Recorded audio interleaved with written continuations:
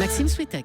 L'édito éco, le 1er mai, c'est demain. Et une fois de plus, les syndicats seront très divisés pour la fête du travail. Bonjour Nicolas Barret. Bonjour Maxime. Non seulement les syndicats ne défileront pas ensemble, mais l'ambiance entre les organisations est délétère. Oui, alors en fait, on pourrait dire presque que les syndicats aiment la droite parce que pendant le quinquennat de Nicolas Sarkozy, ils ont systématiquement défilé ensemble le 1er mai. Depuis l'élection de François Hollande, c'est un autre scénario. Ils se déchirent, ils s'insultent. Le leader de FO, Jean-Claude Mailly, accuse la CFDT de jouer les supplétifs du gouvernement. À la CGT, on parle de renégats quand on parle de la CFDT et de la CGC parce qu'ils ont soutenu la réforme du marché du travail. Bref, l'ambiance est épouvantable.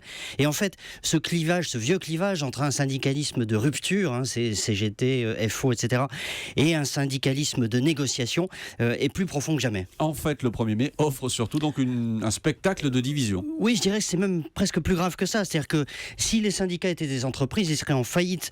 Vous avez en gros 7 syndicats nationaux en France.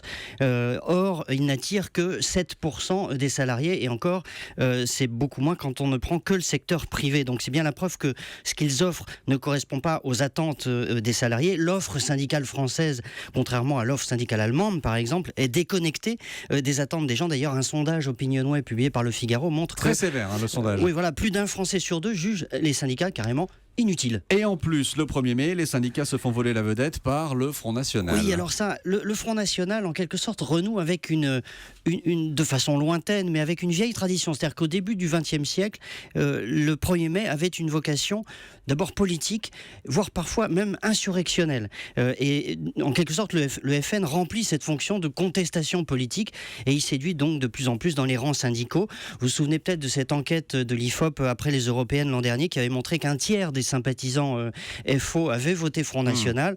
On était à 22% à la CGT. Et d'ailleurs, on retrouve ce clivage contestataire réformiste puisque le FN séduit infiniment plus auprès des syndicats contestataires. Mais alors du coup, le 1er mai se transforme en contre-publicité extraordinaire pour les syndicats parce qu'ils apparaissent archaïques, dépassés, peu nombreux et puis radicalisés, prisonniers en fait d'un rituel hérité du siècle dernier. On défile avec un brin de muguet à la boutonnière, mais un rituel qui tourne un peu dans le vide ou alors qui est récupéré par le Front National, ce qui n'est pas franchement glorieux. Le 1er mai, contre-pub donc pour les syndicats. C'était l'édito éco de Nicolas Barret, directeur de la rédaction des Échos. Merci Nicolas et à demain. À demain.